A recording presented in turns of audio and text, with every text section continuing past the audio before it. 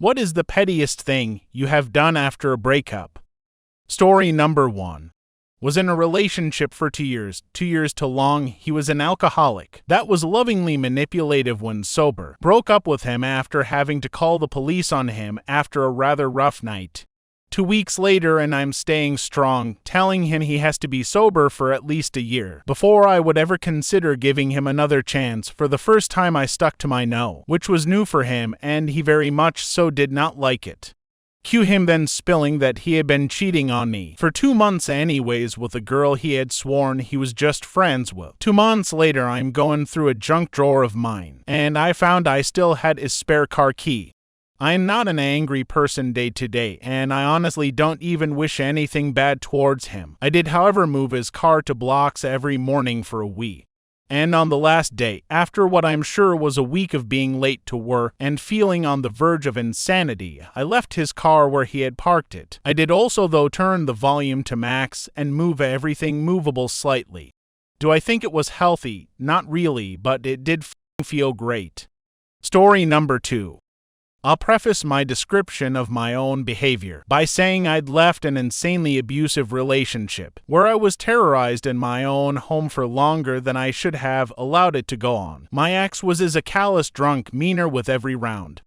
My last weekend in our shared home, I'd been in and out of the hospital for weeks with colitis and was in my bed trying to rest. We'd broken up the week before, after he drank 20 for beer and drove home to tell me I was shit.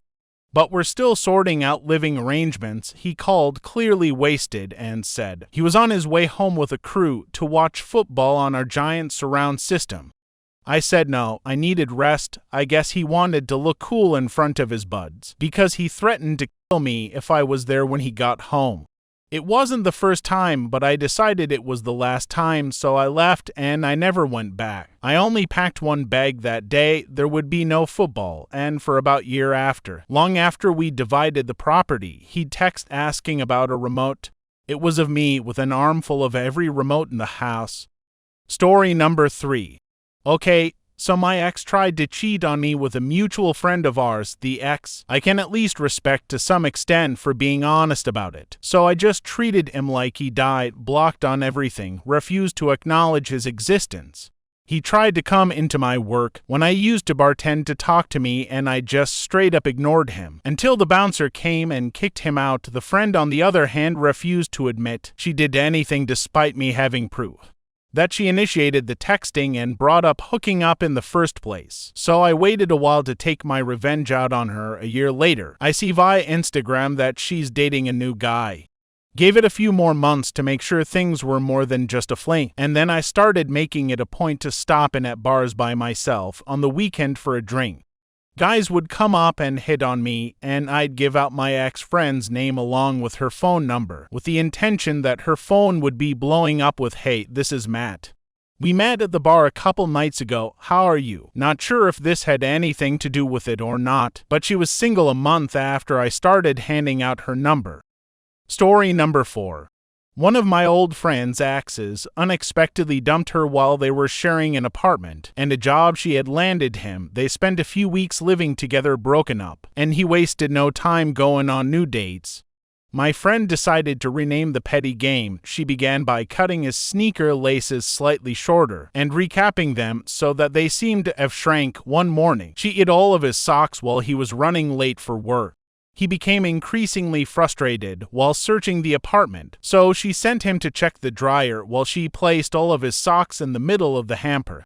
He'd been checking for the past 20 minutes. Needless to say, he was dumbfounded when he found them later. Perhaps the most lethal troll was about 2 weeks after they'd broken up, when she added Chardonnay to his dirty bong prior to him returning from his date. He immediately plopped down on the couch and took a huge rip when he got home, and she just watched like an absolute savage as he repeatedly hit the bong, utterly confused as to why it was roasting his lungs.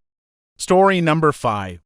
After almost a 4-year relationship and engagement with no ring, old shitface was cheating on me with a girl he met for work that lived 1,285 miles away. I found out through texts on his phone and tried confronting him about it.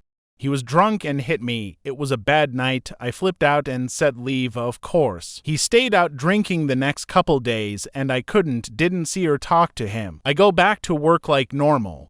Then I come home from working all day the day before Thanksgiving to find he's gone. Talk about devastating. He packed all his things and some of mine and left, but he did leave his bed. I assumed he didn't have a big enough truck to take it, and I never actually saw him again. Anyway, Black Friday, I decide I need a new bed. I go shopping and get one. For a great deal. They deliver it that night. So, as the delivery truck pulls out, I text him, "Your bed is ready to be picked up," with a picture of it leaning against the nasty dumpster in my apartments. In the rain. He was mad, and it was glorious. I was thankful for something that year after all. Story number 6. Ages ago, I had a BF that was far wealthier than I and had AMA compared to my BA and never let me forget it. I was young with almost zero self-esteem. It was a mostly miserable relationship in which he bragged continually and cheated. It was an adversarial relationship and I began to find my spine, and I broke up with him. A couple of years or so later, I was eating lunch with my new BF. This one was delightful. Handsome too. I noticed that the ex-BF, David, was seated at a nearby booth. With a bunch of buddies from his work, he saw me, then I heard him say to them that I was his ex, that he had broken my heart and he was going to make my day. He did this sort of schmoozing walk to me, all smiles. Before he said a word, I stopped him. I told him that he had been a sorry excuse for a boyfriend, that he was the sloppiest kisser and the quickest comer in bed, a real loser as a lover, that he was a selfish, conceited git, and that he could just turn around and go finish his lunch. I spoke clearly and loudly enough that his friends could hear every word. A couple of them clapped for me. Story number 7. I broke up with a guy for cheating on me, but before that we were working on his porn addiction. He let me set up software on his computer that would block certain sites. Obviously, it wouldn't get everything, but we had hoped it would be a step in the right direction. This guy wasn't necessarily savvy with technology, so he didn't realize that I still had control over his access to stuff when we broke up. And you're absolutely right. I kept all that stuff blocked. It took him a year to figure out just resetting his computer would fix it. During that time, I would periodically check to see if he was still getting blocked. He would try over 30 sites a day with no success. Story number 8. My ex was a real bad guy. I'll spare the details, but when he left me, he took off for 5 days and every day said he would be back the next. When he finally said he would come home, I drove 2 hours in the middle of the night to pick him up, and he broke up with me the next morning and then left.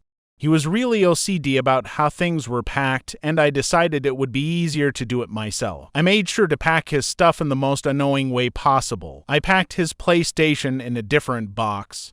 Then the cables and the controllers in another, and mixed the games with dishes and toiletries, etc. Nothing was damaged, it was all there, but it would have taken him forever to find anything.